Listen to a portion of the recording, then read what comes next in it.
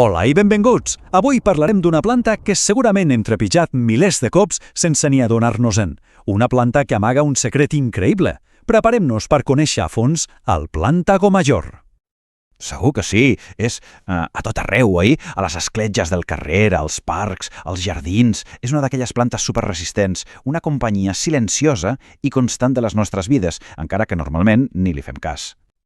I és que és normal, La veritat és que la veiem com una mala herba. Surt on no toca, és tossuda, i el més habitual és arrencar-la sense pensar-hi més.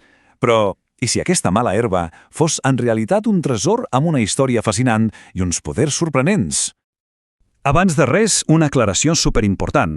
Quan parlem de plantatge, no ens referim al plat en mascle, el que es cuina. Sona semblant, però no tenen absolutament res a veure.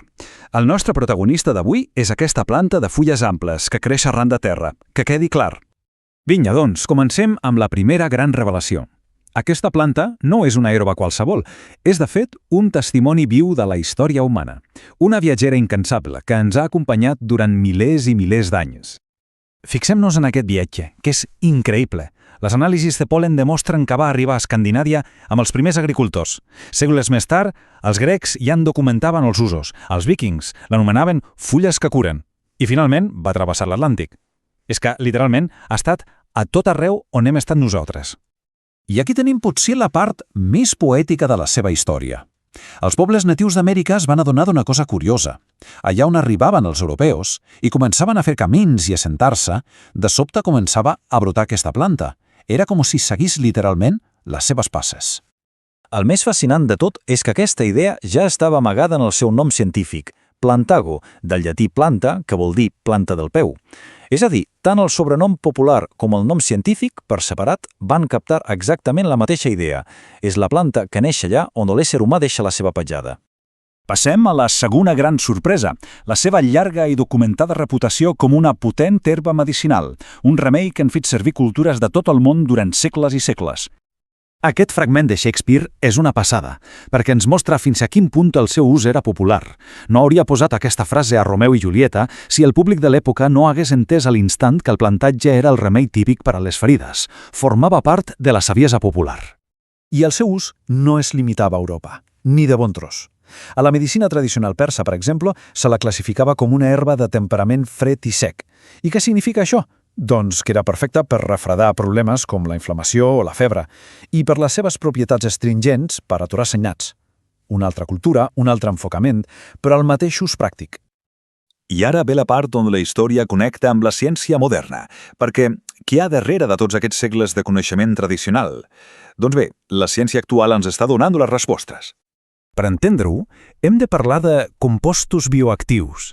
Pensem en ells com si fossin el petit exèrcit de molècules que té la planta, les responsables de les seves propietats curatives. I resulta que el plantatge en va ple. Aquests són alguns dels protagonistes. Tenim l'aucubina, un potent antiinflamatori que explica per què s'usava per a les ferides. Tenim flavonoïds, com la baicalaïna, que són antioxidants. El plantamagiosis és antibacterià i el mucílag calma les irritacions. Com veiem, la ciència moderna està bàsicament confirmant el que la tradició ja sabia des de fa ja molt de temps. Però potser la revelació més inesperada per a molta gent és que, a més de ser una farmaciola, el plantatge també és un aliment. Sí, aquesta mala herba és comestible i és sobre molt nutritiva. És que les seves fulles són una bona font de vitamines. Parlem de vitamina A, vitamina C i vitamina K, que són clau per al sistema immunitari i per a la salut dels ossos. I a més, ens aporta minerals com el calci i el ferro, una autèntica potència nutricional amagada a la vista de tothom. I com es pot menjar? Doncs és molt versàtil. Les fulles més joves i tendres són boníssimes crues a les amanades. Les més velles, que són més dures, se poden cuinar com si fossin espinacs. Fins i tot, les llavors es poden moldre per fer-ne una mena de farina. I amb les fulles es pot preparar una tisana molt reconfortant. Ara bé, abans de sortir corrents a buscar-le, és fonamental parlar de com collir-lo de manera segura. Això és molt important. El més important de tot és d'on el collim. S'ha d'evitar sempre zones contaminades com les vores de les carreteres o zones industrials i, descomptat, àrees on es puguin haver fet servir pesticides. I molt important també, zones de pas de mascotes. I un cop a casa, sempre rentar bé les fulles sota l'aixeta abans de consumir-les. I una última precaució que és essencial. Com passa amb qualsevol herba amb propietats actives, en cas d'embaràs, lactància o si s'estan prenent certs medicaments, és imprescindible consultar-lo amb un professional sanitari abans. La seguretat és el primer. Així que, després de tot aquest viatge, la pregunta és clara. Hem passat de veure una simple mala herba a descobrir-hi un testimoni de la història, una farmaciola natural i, a sobre, un ingredient nutritiu. No està malament, La propera vegada que caminem pel carrer o per un parc, potser ens hi fixarem amb uns altres ulls. Aquesta anàlisi ens recorda que, de vegades, la natura amaga els seus tresors més valiosos allà, a la vista de tothom, només esperant que algú els redescobreixi.